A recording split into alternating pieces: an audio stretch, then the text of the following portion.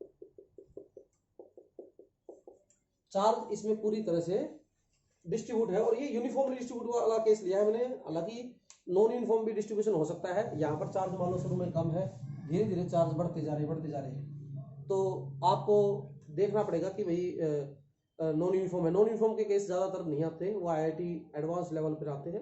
एक दो क्वेश्चन कहोगे तो मैं बढ़ा दूंगा उसका भी। तो स्टार्ट करते हैं चलो। तो इसमें भी वही 3 केस लेंगे। मान लो पहला मैं ले रहा हूँ आउटसाइड। आपको एक बढ़िया बात बताता हूँ, आउटसाइड का जो केस रहेगा वो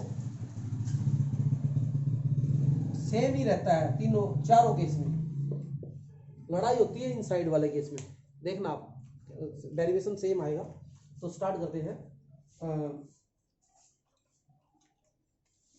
मान लो ये इस पॉइंट पर निकाल दिया P, और ये मैंने बना दिया एक गॉसियन सरफेस।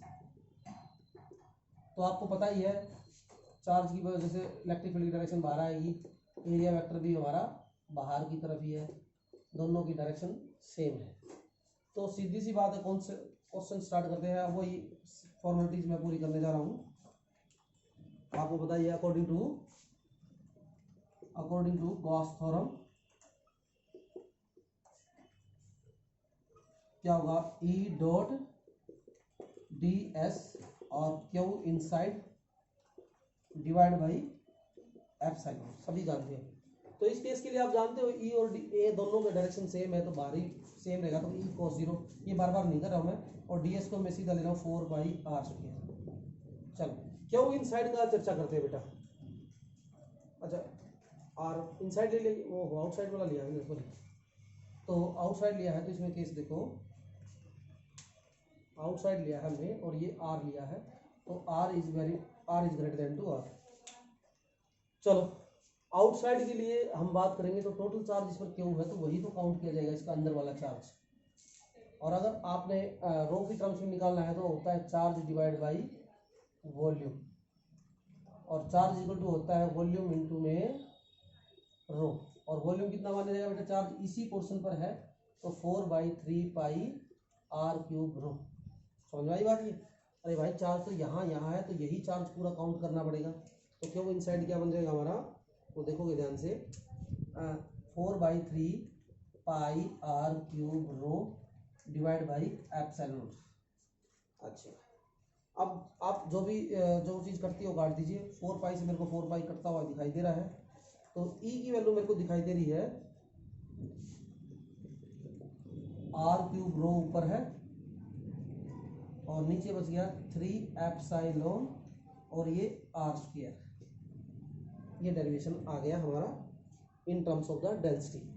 अगर आप देखो इसमें r रो 3 एप्सिलॉन सभी कांस्टेंट है, तो E inversely equal to again आपका पीछे वाला ही आ गया, वही था। अगर इसको डेंसिटी की इसको रो की टर्म में लिखा तो ये लिख दीजिए।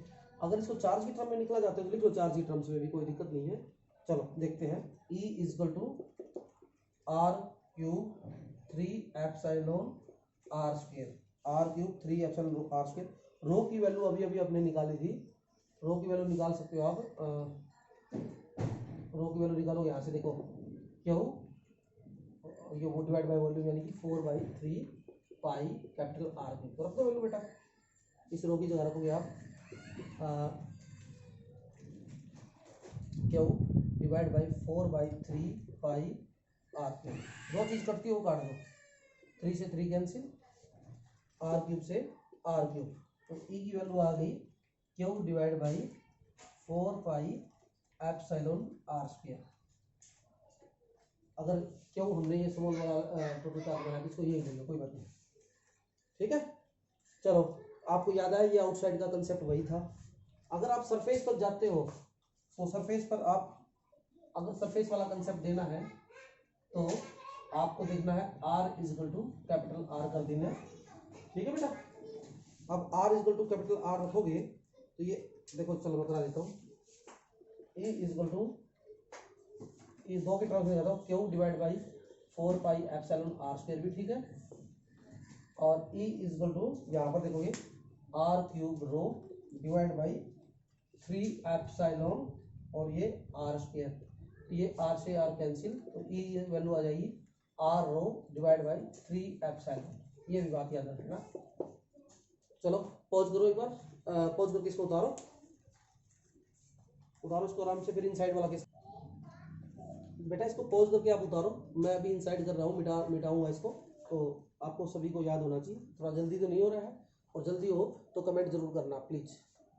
हाँ बेटे देखो इनसाइड करने वाले हैं, तो मान लो हमारा वही कंसेप्ट ले रहा हूँ मैं, पुराना ही आर रेडियस वाली बात है, चार्ज हमारा वही क्यों लिया गया है, और अब की बार हमने ये पॉइंट चूज किया है, और ये मान लो आर रेडियस का कोई स्फीयर गॉसियन सरफेस बना दिया, कैपिटल आर ये रेडियस है। अब इनसाइड देखना है इसके अंदर, तो स्टार्ट करते हैं। वही बात, इलेक्ट्रिक फील्ड की डायरेक्शन और ए की डायरेक्शन दोनों सेम है, तो according to Gauss theorem yes E dot D S याद हो तुम्हें, Q inside divide by epsilon not.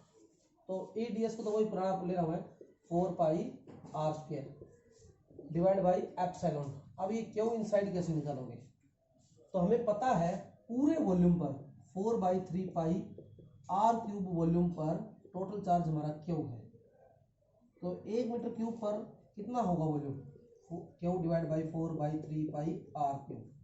अच्छा हमने वॉल्यूम लेना इतने स्फीयर पर, क्योंकि इसके अंदर का चार्ज लेना जाना पड़ेगा। गॉसियन सरफेस में कहता है charge we take charge only inside the sphere, तो इसके अंदर वाला चार्ज आपने काउंट करना है बेटा। तो अंदर वाला चार्ज है, तो इसका वॉल्यूम क्या होगा, इस पोर्शन का, इसकी आर रेडियस है तो 4/3 पाई आर क्यूब, तो 4/3 पाई आर क्यूब लिए चार्ज कितना हो जाएगा, yes Q divide by 4/3 pi R cube into में 4/3 pi small R cube, 4/3 pi से 4/3 पाई कैंसिल, तो टोटल चार्ज इनसाइड जो निकलने वाला है अभी, यस यहां से बच गया क्यू,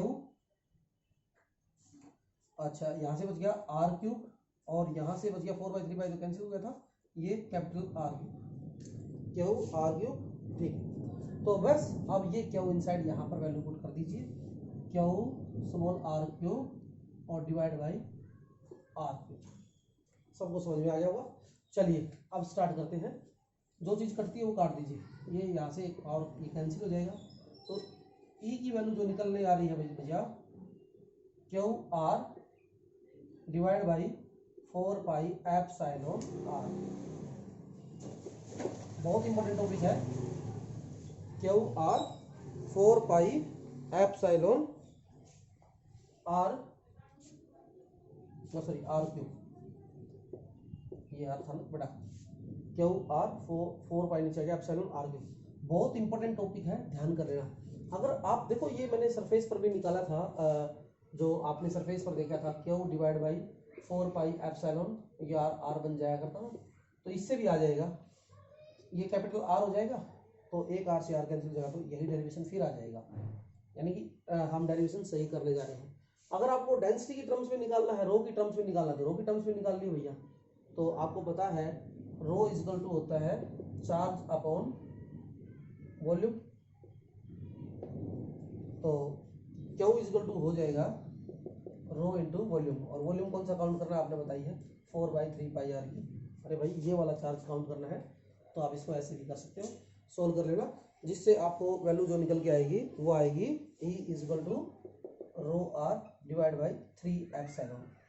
तो क्लियरली एक बात समझ में आ रही है आपको कि इस सब के केस में inversely equal to R square था, इस केस में E directly proportional to R आ रहा है। ध्यान करना भैया, ई डायरेक्टली प्रोपोर्शनल टू आपका आर आ रहा है, यानी कि अगर हम यहां से लेकर यहां तक जाते हैं, तो आपको पता है वैसे भी डायरेक्ट इक्वल टू आर है, तो और क्यू की वैल्यू बढ़ती जा रही है, आर की वैल्यू बढ़ती जा रही है, ई की वैल्यू बढ़ती जा रही है, और वैसे भी चार्ज यहाँ से हमने डिस्ट्रीब्यूट करने शुरू कर दिए, तो इलेक्ट्रिक फील्ड यहाँ से यहाँ तक जा रही है, बढ़ रही है, और फिर यहाँ पर मैक्सिमम, और उसके बाद घट रही है inversely equal to R square, वो पहले पता था। जबकि इनसे पिछले वाला डेरिवेशन में क्या था, यहाँ पर ई की वैल्यू 0 0 0 0 और यहाँ तक 0 थी, फिर वही काम कर रही थी इनवर्सली इक्वल टू। तो इस पर एक छोटा सा ग्राफ देखना, तो देखो जल्दी सी, फिर उसके बाद एक न्यूमेरिकल दिखाते हैं आपको, IIT में जो आया था, तो सभी को ये फॉर्मूला याद होने चाहिए। पॉज करके आप इसको उतार लेना। चलो, तो आपको एक बात देखी थी, ये लिया ई और ये ले लिया आर, और यहाँ पर ले लिया मैंने आर बराबर है आर, तो आपने देखा कि E directly equal to R है, और कब तक है वो, अंदर अंदर ये रहा, ई डायरेक्ट इक्वल टू क्या हो गया आर, ये आ गया इनसाइड। सरफेस पर क्या है मैक्सिमम और फिर क्या है इनवर्सली इक्वल टू, याद आ गया वो आपको सबको। यहाँ पर मैक्सिमम था सरफेस पर, ये हमारा डायग्राम, ये हमारा सारे फॉर्मूले आपको याद होने चाहिए। पॉज करके आप इसको उतारना है, जल्दी से देखो इसको, फिर मैं इसको मिटा के एक न्यूमेरिकल डाल रहा हूँ, ठीक है।